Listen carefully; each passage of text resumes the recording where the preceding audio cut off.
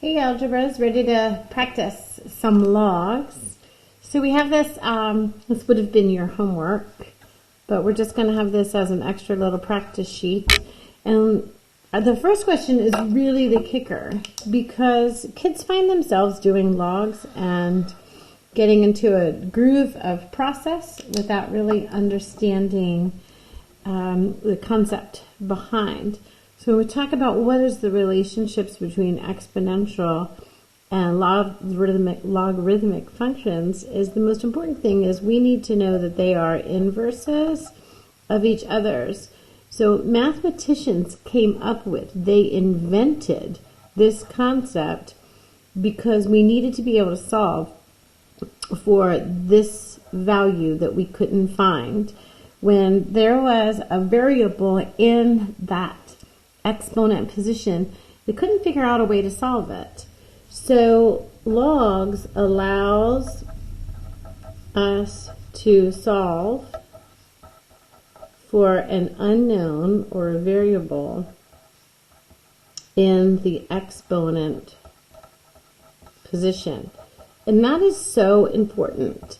So this basic guideline of how come or how we switch things around and what everybody's relationship is guides everything that we do. Now, I got to be honest with you. It might be easier for you to give yourself a real world example. So I know that 3 squared is 9.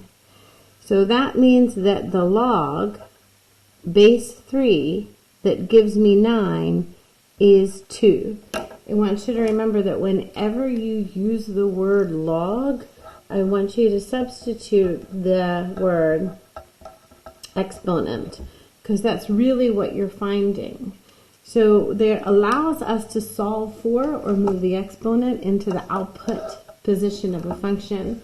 And that's huge if you understand why it is that we're doing what we're doing. Okay, let's rewrite some. And it's becoming important, really, to make sure that you understand what verbs.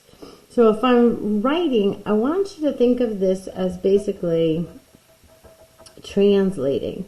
If it asks me to write, they want me to translate. Here it's in exponential form, and when I put it into log form, I'm going to say the log. Well, if I'm solving for the log, I know that my exponent is always going to be in that output position. So I'm solving for what exponent on this base gives me this output. And if you talk to yourself like a crazy person while you're doing your work, then you can begin to kind of get into the groove of what each part of that equation represents. So if I'm solving for the log of this base that gives me this outcome, that's got to be 3. That's my output. My 3 is going to be what it is that I am solving for. When I translate this one, don't be scared if there's a fraction. We know all about different kinds of exponents. When we talk about maybe or a little review of what types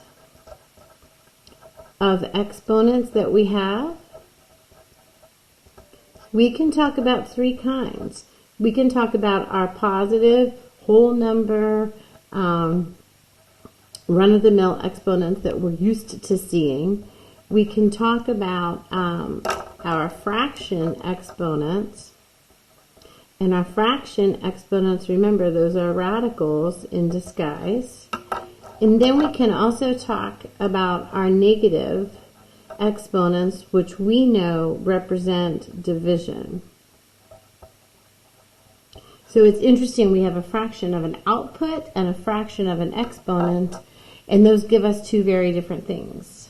Okay, keep all that in mind, and let's keep looking at it. Ready? We're going to talk about what is the log, what is the exponent on 125 that gives me a result of 5. Well, I know that the cube root of 125 is equal to 5, so that exponent was 1/3. That fraction exponent leads us down to this conversation here. And that's what leads us to talking about radicals. All right, now we're going to go in reverse. Remember, it says write that. So we're back to this idea of translating, but we're given a log and we want to put it into exponential form. Okay, so the log of this base with this output is this. So I know this is going to be my exponent. So I know I have 4 to the 5th power is equal to 1024. Here is your base. Here is your base. Now this one's interesting, and we'll talk about that in a minute. Let's do this one first. Okay, my base is 36. This is the log. That means 36 to the negative 1/2 power. Wow, that combined both fraction and negative. So that means that I end up with 1/6. Let's do this math, because that's a great problem. If I have 36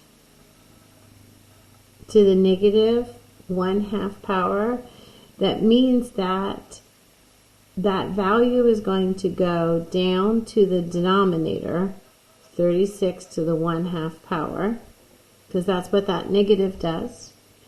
And then that means that I have 1 over the square root of 36. So the square root of 36 is 6. That's how I get 1/6. That's a great problem. I love it. Okay, ready? Ln. When we see Ln, that is a mathematical conversation about that new irrational number e that we found. So like, what is e again? Okay, e is a constant that mathematicians discovered when they were looking at continuously compounding interest. So this Ln always has e as the base. So when I go to rewrite this, this means that e to the 4th power is equal to 54.6. So here's the deal. We want you to do all these in your head, absolutely. But every single one of these can be checked with your calculator. So if you're not sure and you want to use your calculator to make sure you're doing this right, you can go ahead and ask the calculator, hey, what's e to the 4th power? And there's your 54.6 rounded. You could have also checked 36. What is 36 to the, make sure you use your parentheses, negative 1 divided by 2 power. And then there you have a decimal value. You want to put that into a fraction, and you can say that that's 1/6. So there's no mystery here. There's no magic, because what mathematicians have figured out is a way to express the inverse so that we are moving our unknown from the exponent position to the output. Kind of cool. All right, let's pay attention to our next verb, evaluate. So when we evaluate, we're going to talk about what is the value of this. And if you want to go ahead and put an equal sign so that you can say that this is equal to something, if you wanted to put it into an equation and then solve for that value of x, that's fine. So here's the deal. You have a choice of whether you want to use something that's fresh in your brain. Okay, so let's go ahead and evaluate. If I know that 7 to some power is equal to 343. Now that might be part of my friendly numbers. I have a couple of strategies I could do here. I could go to y is equal to, and I could say, hey, what are 7 to the x power? I could go to the table of values and I could say, oh, check it out. 7 to the 3rd power is 343. So that I know then that x is equal to 3. And if you just wrote 3, that would be fine too, because you went ahead and created your own equation to solve this. If I didn't know that, and I didn't know to guess it, and I was curious, then I have two choices of using the calculator or Desmos. If I use the calculator, I got to determine whether I have an older or a new model. Do you see how mine goes right back? I don't have the log base. which means I need to use that change of base formula. So that change of base formula is what's going to go ahead and make sure that I can translate this into log base 10 because that's all that I have on my calculator. So I'm going to say the log of 343 divided by the log of the base. And I remember the base always goes on the bottom. And that, of course, is going to give me 3. So I'm showing you a bunch of different ways of getting these, but all you need to do it is just once. Okay, so what exponent goes on 8 that gives me 1? Now, I know right away anything to the 0 power is 1, but maybe you need to write it out. 8 to what power is equal to 1? Maybe you need to type it into your calculator. So when you think about it, you've got 3 ways to go ahead and solve things. Number 1, you can look at whether it's a friendly number. Number 2, you can go ahead and you can translate to exponents, and then you can enter in that number to the x power into the TI calculator. And then, of course, you can use the calc to evaluate the log. So I always prefer to do friendly numbers if you can. If you can't, then go ahead and use each of these things that are going to help you. Numbers 1 and 2 only work if they're whole values and pretty numbers. That calculating the log is when you want to round to the decimals if needed. Okay, let's keep going. What is the exponent on 12 that's going to equal 12? I'm pretty sure we know that value is 1. And if you want to turn this into an equation where you go ahead and solve for x, feel free. All right. So why don't you go ahead and give these a go and check back in for your answers.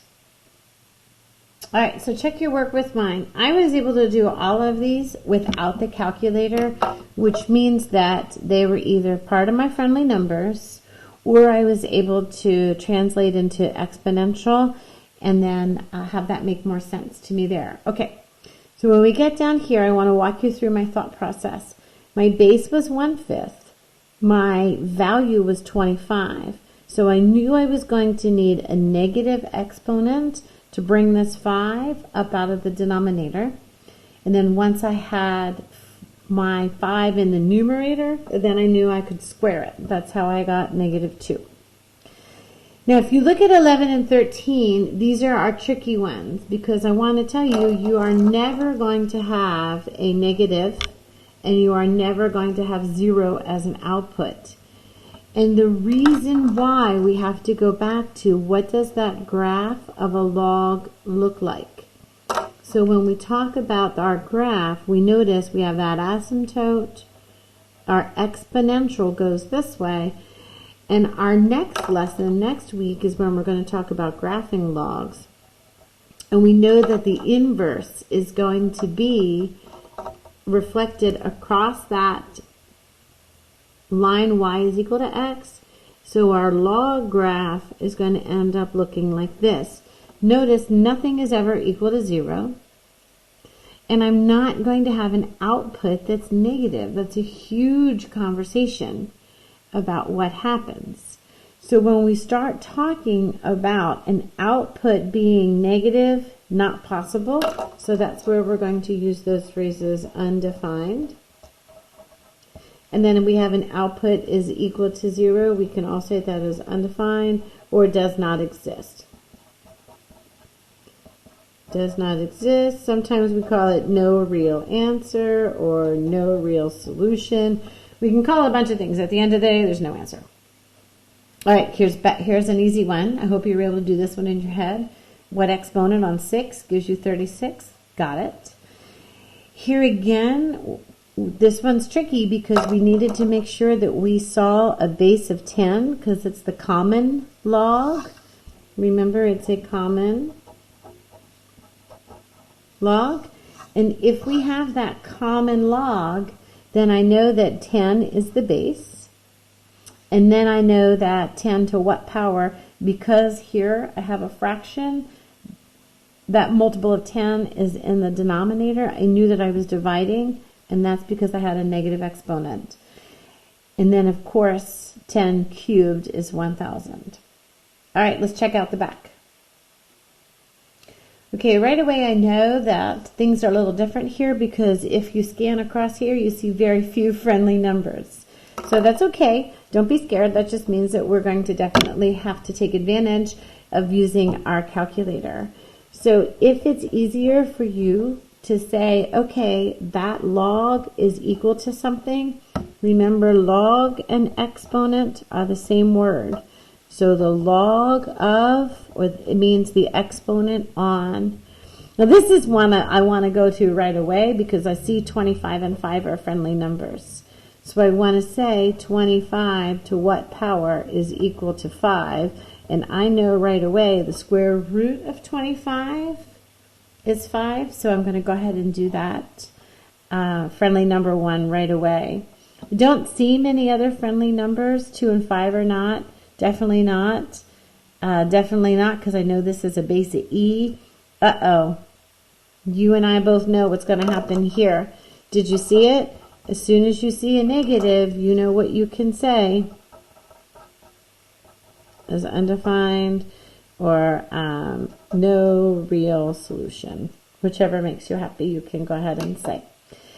All right, so what I want you to do is practice entering these into the calculator and come back and check it out. Pause the video. Okay, check it out. So every single one of these was a calculator problem. Here is as simple as typing in the log button, this button right here, log, and typing in 0.52 because I know that it's a common log and it's base 10. So because this is the common log, I don't need to write that base of 10 and I have access and I can use this button here on the calculator.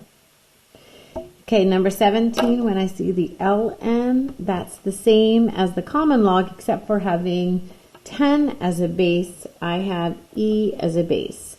And having e as a base means that I use this button here. So e becomes a big part of a lot of the calculations that you do in calculus.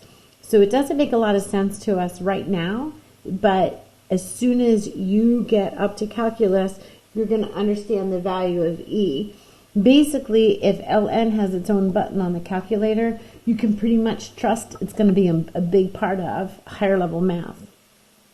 All right, so what exponent on e is going to give you 234? It's going to be that. If you're ever nervous that you're getting wacky answers that you're like, wait a minute, could that be right?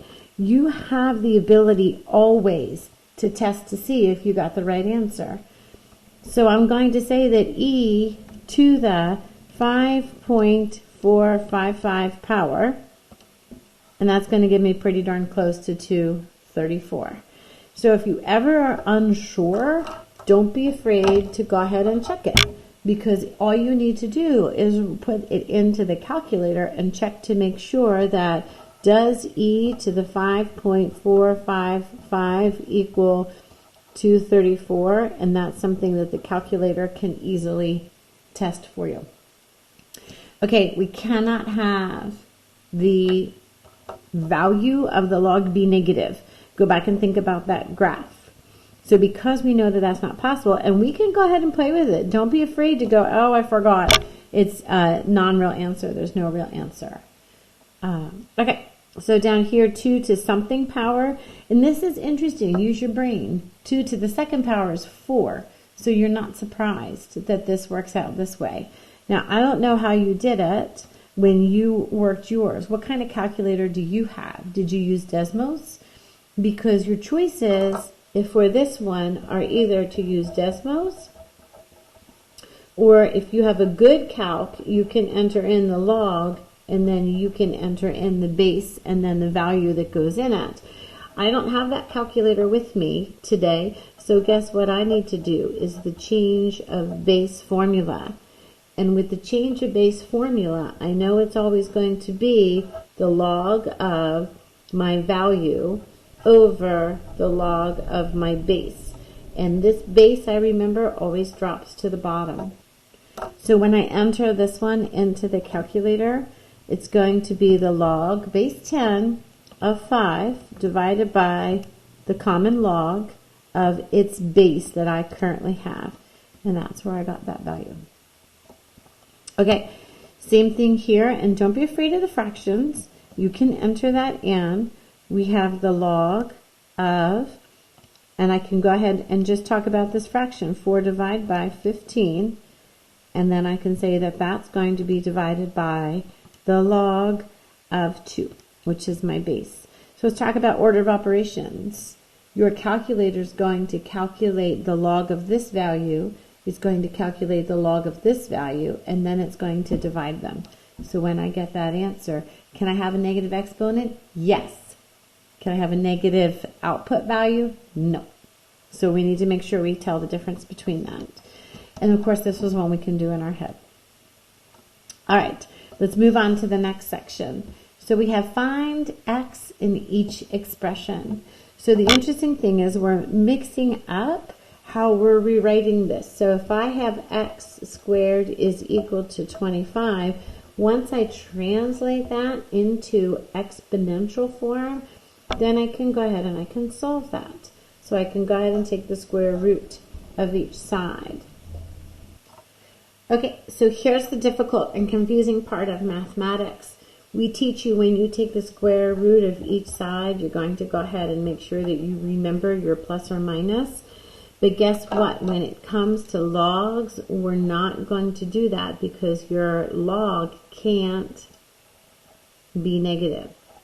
So when we talk about that log not being negative, we're not going to do the plus or minus. Therefore, your answer is just x is equal to 5. Okay, so when we go to solve for x, we have 2 to the negative second power is equal to some value. That negative is going to move my exponent or my value into division. So I'm going to divide by 2 twice, and that's how I get 1/4 for x. Okay, so we have our natural log, which means we have e to some x is equal to 1. Now you have your choice. You're going to either use your friendly numbers, which you know I like to do, or you can go ahead and use your calc. Because you know that when we have anything, how do I get 1 as an output from an exponent? So let's go ahead and look at it and see. We have e to some power. Oh, we need to go ahead and just type in the log. So we want to know what is the natural log of 1. And it's going to be 0. Did you know that? X is equal to 0? Because here you have anything to the 0 power is 1. How do I get 1 as an output? And again, if you can do the friendly numbers, awesome. If you're not sure, use the calculator. It's your best resource next to your brain. All right, so find the inverse of each function. So this is a completely different process. They're asking us to find another equation, which means I'm going to swap my x and y, and then I have to solve for y. So if I want my y to be in the output position isolated by itself, I'm going to have to use the log. So I'm going to go ahead and say the log on the base of 3 that gives you x is equal to y. Okay, so here's the next fun part of math. We want to know the difference between our original equation and the inverse. So because this is the inverse, our way of letting everybody know that we derived this equation from this one is by putting that little -1 up on top. All right, let's look at the next one. I want to, first of all, find the inverse. So I'm going to swap my x and y. Now remember, I need to solve for y. So I'm going to go ahead and put y as my output, and to let everybody know that that's the inverse, I'll go ahead and do that. So when I say this is the exponent, that means that I use the log. Now remember, we have e.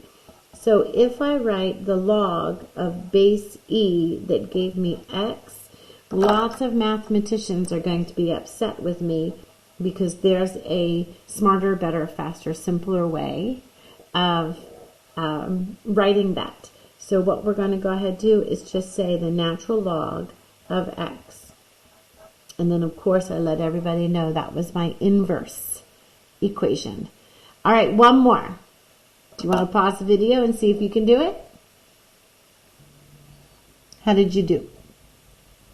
So again, we want to make sure that we have this here to let everybody know that this equation is my inverse that I derived by just taking this first equation and switching x and y. Now, if you're a person where you think it's easier to go ahead and solve with your exponent on the output end, that's fine.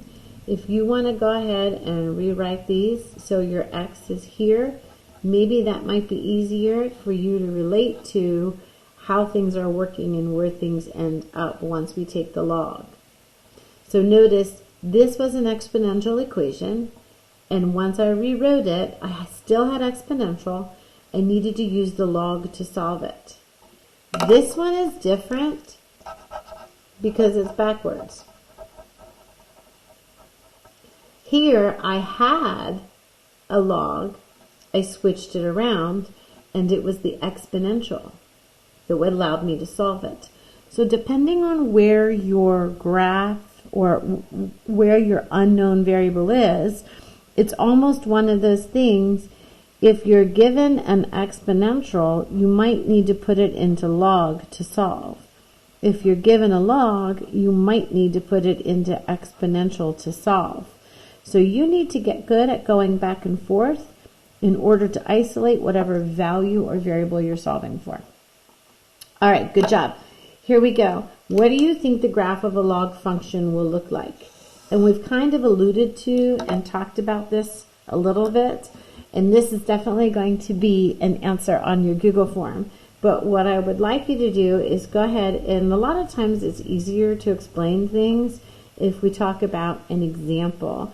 So why don't you go ahead and enter into your calculator this exponential, y is equal to 2 to the x, and then why don't you go ahead and enter in its inverse. So its inverse, again, we get an inverse by doing what? Switching x and y. And then we go ahead and we put this into a log form. The log of 2, base 2, that gives me x is equal to y. Go ahead and put that into the calculator and give me a description of what you see. I'll give you a hint. This exponential equation goes like this, with this being 1. And then your log equation is definitely going to be mirrored across. All right, so you go ahead, enter that in, and you tell me what you think is going to happen. We'll see you this week in class. Take care.